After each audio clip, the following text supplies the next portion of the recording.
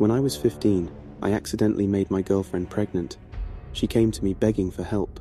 I didn't know what to say or what to do. I couldn't tell my parents. So, I told her I couldn't do anything. That's why she ran off.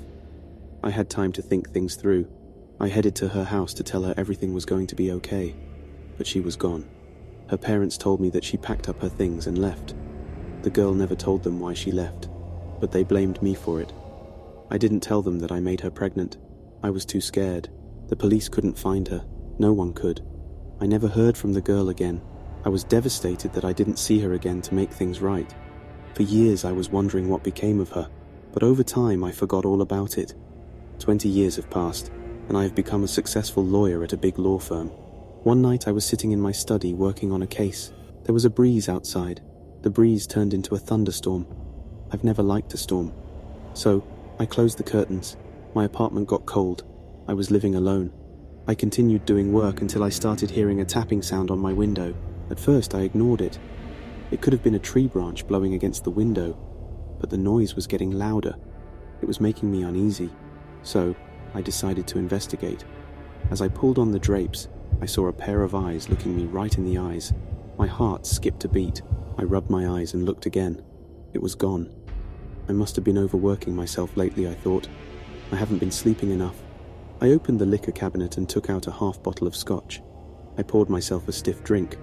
I downed it and switched off the lights. That night, I had trouble falling asleep. Invasive thoughts were popping into my head. That stupid decision I made as a teenager. The girl that I turned away just when she needed me the most. Why couldn't I stop thinking about her? The more I tried to put her out of my mind, the more disturbing the thoughts I got. I started seeing images of her giving birth and abandoning the baby in a forest. After hours of rolling around, I finally managed to fall asleep. The next morning my feet were stinging. I lifted the bed covers and saw scratch marks all over my feet. Where did they come from? I didn't have any pets. Maybe it was bed bugs. I was confused. I headed over to the medicine cabinet in my bathroom to find an ointment or disinfectant to treat these scratches. The bathroom floor was covered in muddy footprints. I had no idea what was going on. The first thing I thought was to call the police. But what would I say? I decided to figure it out by myself. I grabbed the baseball bat next to my bed and searched around the bathroom, around my room, in the hall, and in the kitchen. I couldn't find anyone, but there was someone in my house. Could it be an animal? Neighbors have been complaining about raccoons in the area. I was setting my mind at rest, thinking it was only a silly raccoon that came into my apartment. I then took a shower and noticed dark circles under my eyes. I got into my car and drove to work. I struggled to concentrate at work that day. My mind was scattered. The images of a bloody baby kept on popping into my head. I decided to stay a couple of extra hours to try and get more work done.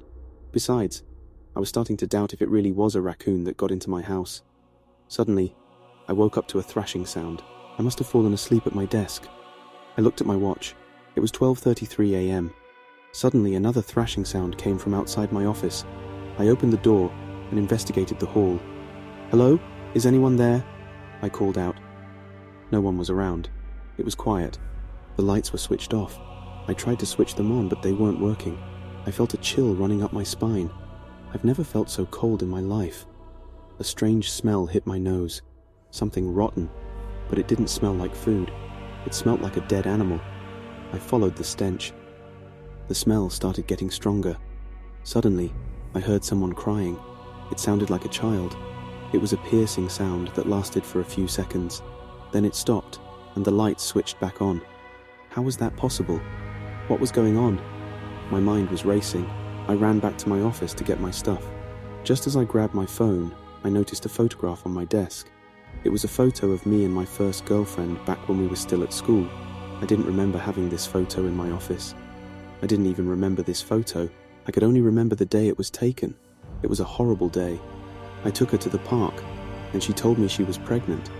Why was this photo on my desk in the first place?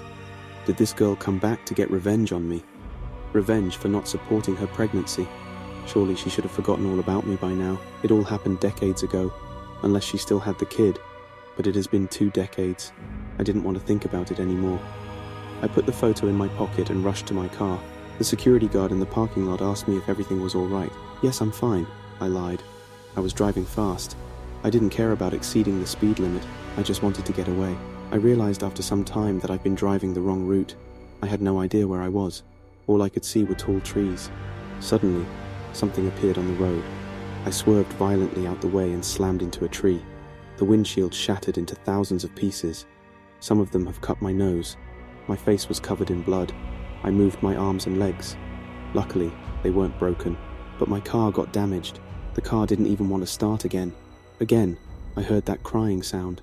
My heart skipped a beat. I hit someone with my car. That's all I thought in that moment. I got out of my car and saw someone lying face down on the road. The closer I got, the more scared I got.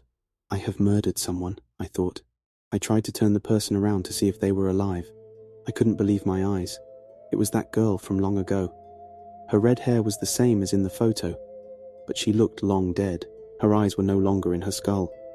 I screamed loudly and ran back to my car. The crying had started again. I quickly looked around for my phone, but I couldn't find it anywhere. I was stuck in the middle of nowhere. I couldn't see any cars or houses nearby. I started running down the road to find help. I ran until I ran out of breath. I kept on walking, but there were still no buildings in sight. There was nothing, only trees. It was dark. The streetlights weren't working right. I couldn't think clearly anymore. I heard a cracking noise behind me. I didn't have the courage to look behind me. I just started running again, but someone was running behind me making strange baby noises.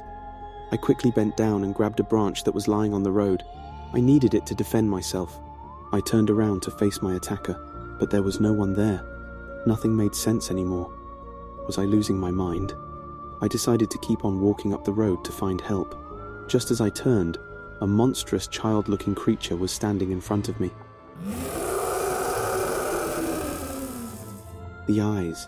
It was the same eyes I saw in the window last night. It wasn't a dream. It was real. "You were supposed to give me a name, Daddy." The creature yelled at me. I ran back to my car. The creature was running after me, making monstrous screeching sounds. I jumped into the car, slammed the door, and locked it.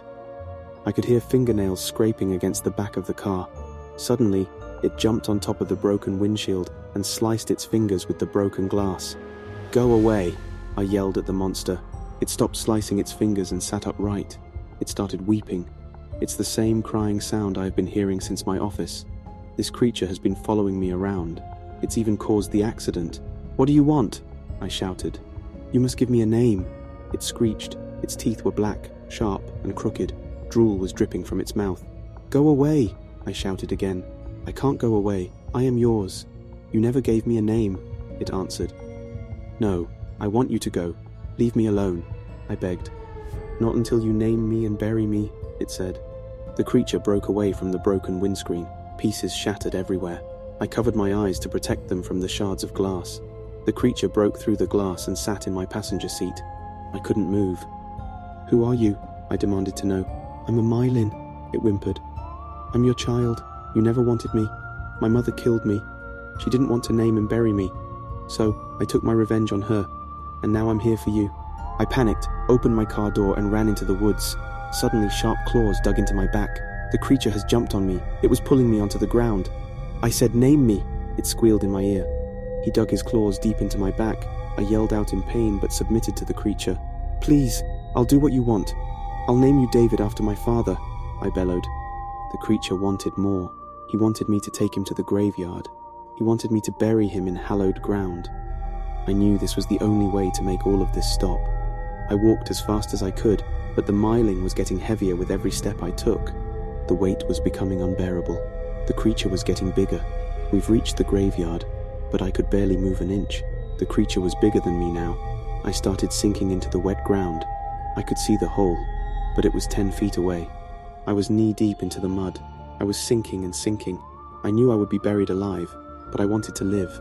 I turned around fast, caught him off guard, pushed as hard as I could, and hurled the disgusting creature into the hole. I buried it under the earth and never heard or saw my myling again.